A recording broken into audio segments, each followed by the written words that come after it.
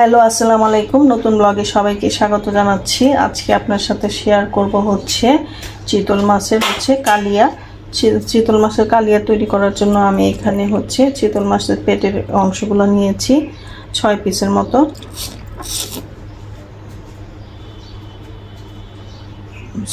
6 piece নিয়েছি। তো এটা একটু হলুদ মরিচ একটু লবণ দিয়ে মেখে নিব, তারপরে এটাকে একটু ভেজে নেব। আর ইফাকে আমি একটু মিক্স তৈরি করে নিচ্ছি। এখানে দিয়ে দিচ্ছি কাঁচা মরিচ, 2টা টমেটোর পেস্ট করে নিব। আর এই টমেটোটা আমি সিদ্ধ করে নিয়েছি। এখন এটা দিয়ে একটা পেস্ট তৈরি করব। আর এই পাশে যে আমার চিতই মাছগুলো রয়েছে সেটা ম্যারিনেট করব। এটা একটু ভেজে নেব। আমি একটু দিয়ে দিচ্ছি শুকনো মরিচের গুঁড়া, দিয়ে দিচ্ছি হলুদের গুঁড়া হাফ চা চামচের মতো, আর দিয়ে দিব লবণ। এই যে লবণ দিয়ে দিলাম। তো এখন এগুলোকে মেখে নিব, ভালোভাবে মেখে নিচ্ছি।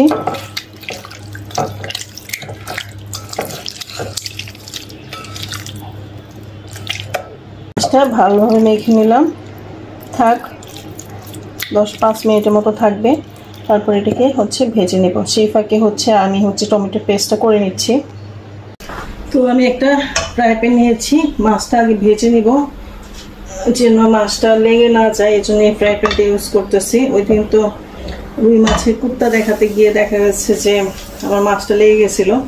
তো এই জন্য আজকে এটা সিলেক্ট করলাম, দেখি এটাতে কি অবস্থা হয়। আশা করি লাগবে না, সুন্দর করে ভাজতে পারবো। তো প্যানটা শুকিয়ে গেলে আমি সরিষার তেল দিয়ে আজকে মাছগুলো ভেজে নেব। সরিষার তেলে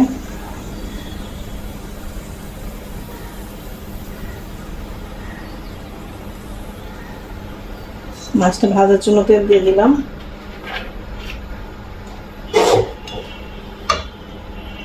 তেলটা একটু গরম হলে তারপরে মাছগুলো দিব। যেহেতু 6টা মাছ, আমি 3টা করে ভেজে নেব।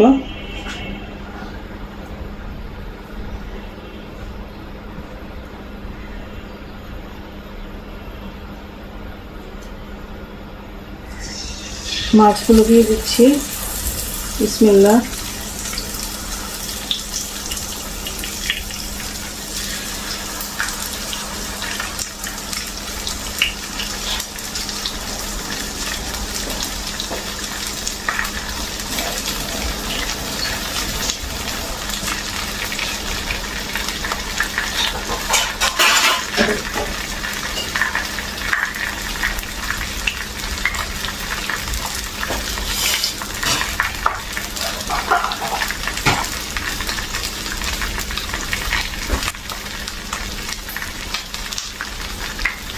মাছগুলা খুব কড়া করে ভাজবো না, কড়া করে ভাজলে মাছটা খেতে ভালো লাগে না। হালকা একটু ফ্রাই করে নিব।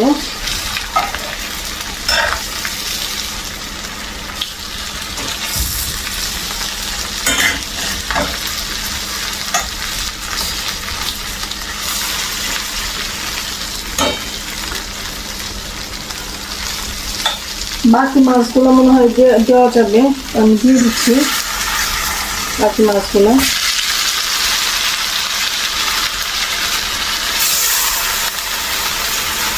যেহেতু প্যানটা বড় আছে, হয়ে যাবে, একবারে হয়ে যাবে।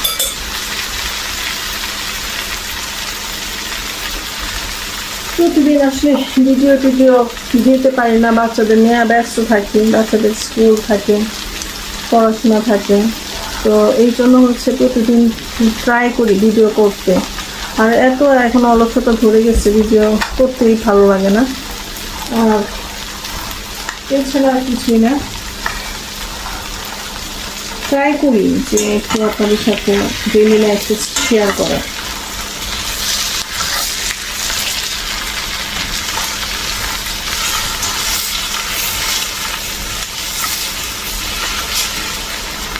ওই দিন যদি এটাতে করতাম তাহলে লাগতো না। কুপ্তাটা মজা হয়েছিল, বাট হয়নি, স্কিনটা লেগে গেছিল।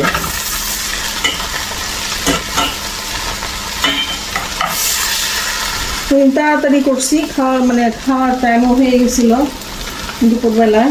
যখন ভিডিওটা শ্যুট করি তখন খাবারেরও টাইম হয়ে গেছিল, যার ফলে তাড়াহুড়া করে করছি। আর এই প্যান্টটা বের করি নাই। পরে হঠাৎ মনে হলো যে আমার তো প্যান্ট ছিল, এটাতে করলে ভালো হতো। যাই হোক, আপনারা তো 25 টাকা আছেন, করে খাবেন, আশা করি ভালো লাগবে।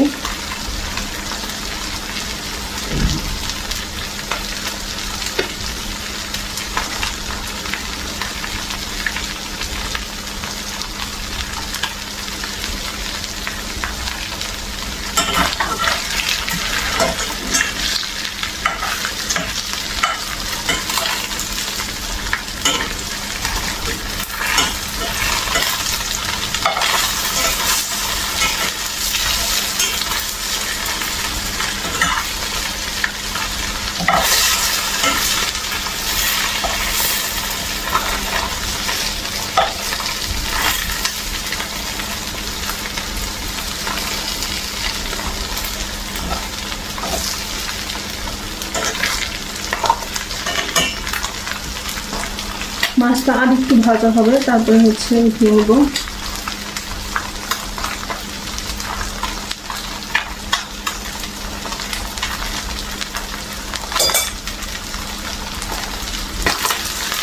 মাছগুলো ভাজা হয়ে গেছে, তো আমি এটা শিফট করে নিচ্ছি। কড়াই দিয়ে দিলাম। মাছ ভাজার পরে যে সরিষার তেলটা ছিল সেই তেলটা দিয়ে দিলাম, আর দিয়ে দিব কিছু কালো জিরা ফোড়ন দিয়ে দিচ্ছি। কালো জিরা ফোড়ন দিয়ে দিলাম। এরপর দিয়ে দিচ্ছি পেঁয়াজ বাটা,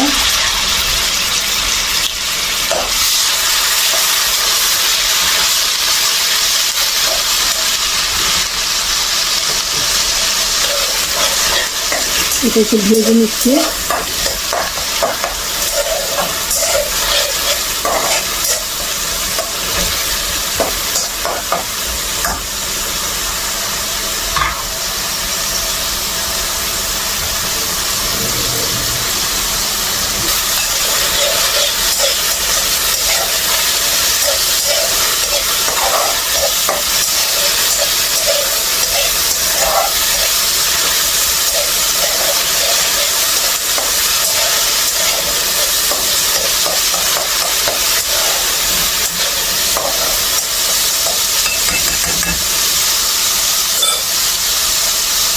মশলাটা হতে হতে আমি দিয়ে দেবো মরিচ গুঁড়া, আপনাদের প্রয়োজন মতো।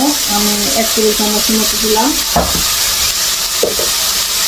জল হবে, দিয়ে দিলাম ধনিয়া গুঁড়া,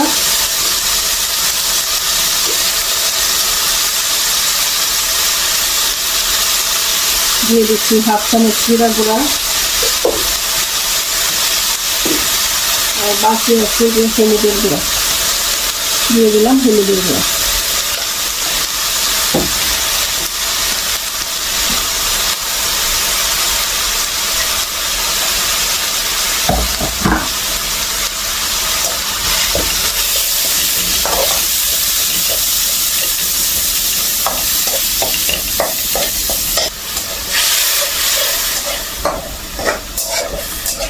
একটু পানি অ্যাড করে দিলাম। মশলাটা ভালোভাবে কষুক। লবণ আছে, আমি একটু লবণ কম পরিমাণে দিলাম, যেহেতু প্রায় অলরেডি লবণ দিয়ে দিচ্ছি। তো এটাই ভালো করে কষাতে হবে, মশলাটাই ভালোভাবে কষাতে হবে। অল্প অল্প করে পানি দিব, আর মশলাটা ভালোভাবে কষিয়ে নেব। একটু পানি অ্যাড করে দিচ্ছি।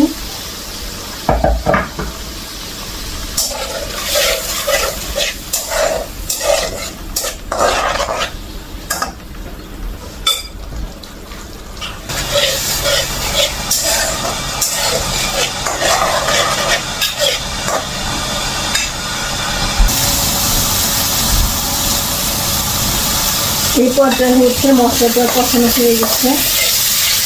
এখন আমি টমেটো পেস্টটা দিয়ে দিচ্ছি।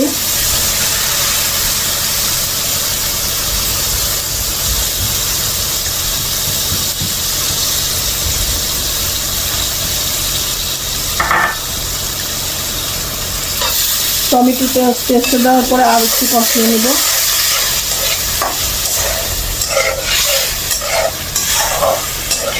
এটা মিক্স করার পর আবার কষিয়ে নিচ্ছি। এটা মিক্স করার পর আবার কষিয়ে নিলাম।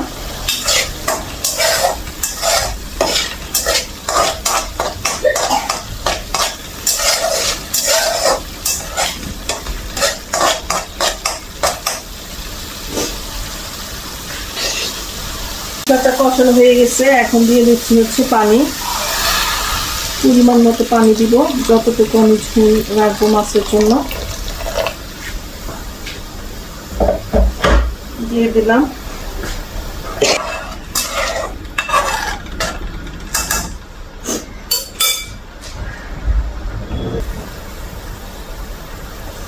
পানিটা বলক চলে আসছে, তো এখন হচ্ছে আমি মাছগুলো দিয়ে দিচ্ছি।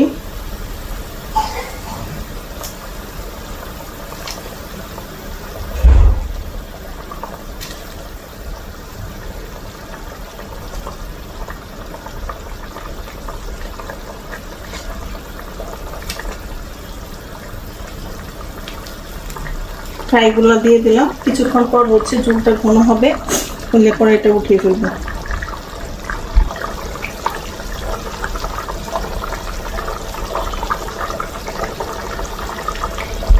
আমার রান্নাটা মোটামুটি হয়ে গেছে।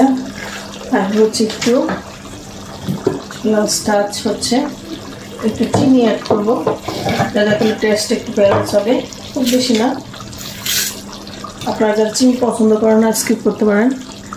এই যে এইটুকু চিনি দিয়ে দিচ্ছি।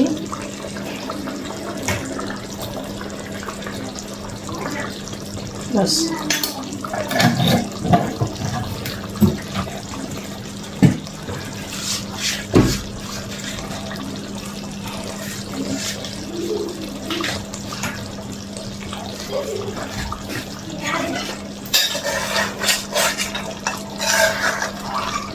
এর চেয়ে বেশি ঝোল শুকানো যাবে না,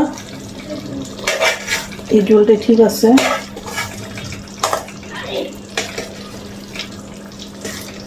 কেমন লাগলো আমার রেসিপিটা কমেন্টস করে জানাবেন।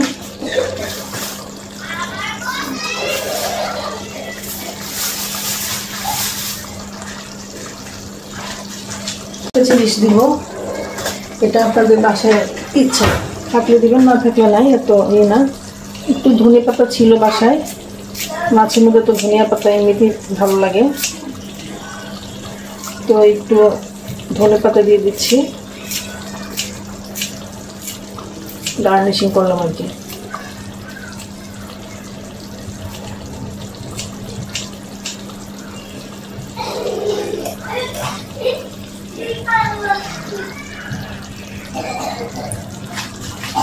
এই তো হয়ে গেল আমার চিতই মাছের কালিয়া।